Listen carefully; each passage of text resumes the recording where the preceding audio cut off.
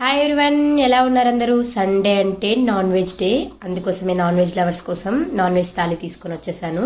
అది కూడా చాలా సింపుల్ వేలో 1 అవర్లో అయిపోయేలాగా ఈజీగా చేసుకునే రెసిపీస్ అండి. దీనికోసం ముందుగా నేను గీ రైస్ తయారు చేశాను. గీ రైస్ అయితే చాలా ఈజీ. ఫస్ట్ మనం ఒక కడాయి పెట్టుకొని దాంట్లో గీ వేసుకొని మసాలా దినుసులు వేసుకోవాలి.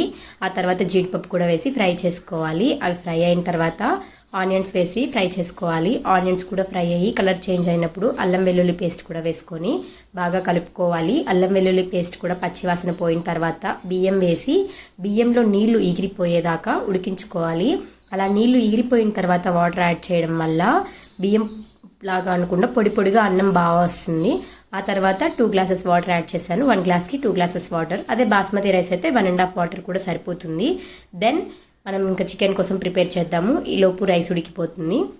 చికెన్ కోసం నెయ్యి వేసుకునేసి నెయ్యి కలిపి వేసుకున్నానండి. కొంచెం షాజీరా వేసి జీడిపప్పు ఆనియన్స్ వేసి ఫ్రై చేశాను. ఆనియన్స్ బాగా బంగారు రంగు వచ్చేలాగా కొంచెం ఓపిక్గా చేసుకోవాలండి. అప్పుడే దీనికి టేస్ట్ ఎక్కువ ఉంటుంది. ఈ రెసిపీ ఏంటో చెప్పలేదు కదా, గోంగూర చికెన్ చాలా అంటే చాలా టేస్టీగా ఈజీ ప్రాసెస్లో ఆనియన్స్ బాగా కలర్ చేంజ్ అయిన తర్వాత 1 స్పూన్ అల్లం వెల్లుల్లి పేస్ట్ వేసి బాగా ఫ్రై చేయాలి. నూనె పైకి తేలిన తర్వాత అలాగే సన్నగా తరిగి పెట్టుకున్న టమాటాలు కూడా వేసి బాగా కలుపుకోవాలి. ఈ స్టేజ్లోనే ఉప్పు, కారం, పసుపు కావాల్సినవన్నీ వేసుకునేసి బాగా ఫ్రై చేసుకోవాలి.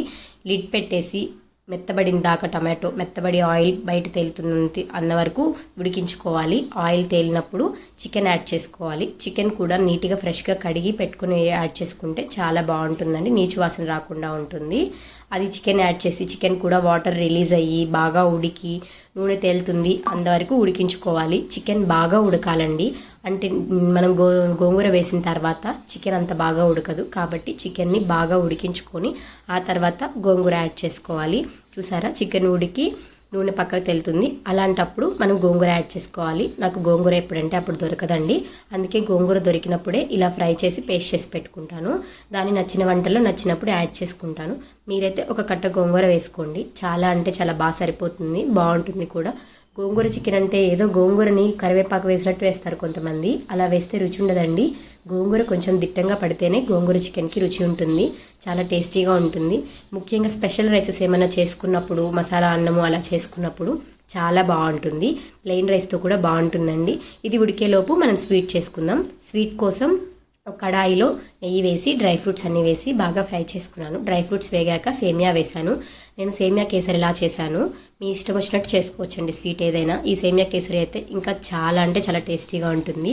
ఈ సేమియా కూడా ఫ్రై అయిన తర్వాత బాగా కాగిన పాలు మేగడతో సహా వేసేసానండి. మేగడ తగులుతూ ఉంటే చాలా బాగుంటుంది క్రీమీగా. ఈ పాలు బాగా మరగనిచ్చి కొన్ని వాటర్ యాడ్ చేసి కప్పుకి అరకప్పు చక్కెర కూడా వేశాను నేను. మీ ఇష్టం, బెల్లం కూడా వేసుకోవచ్చు. తర్వాత డ్రై ఫ్రూట్స్ పౌడరు, ఇలాచీ కూడా వేసి బాగా ఉడకనిచ్చానండి. అది బాగా చిక్కబడితే సరిపోతుంది. ఆ క్లిప్ మిస్ అయింది.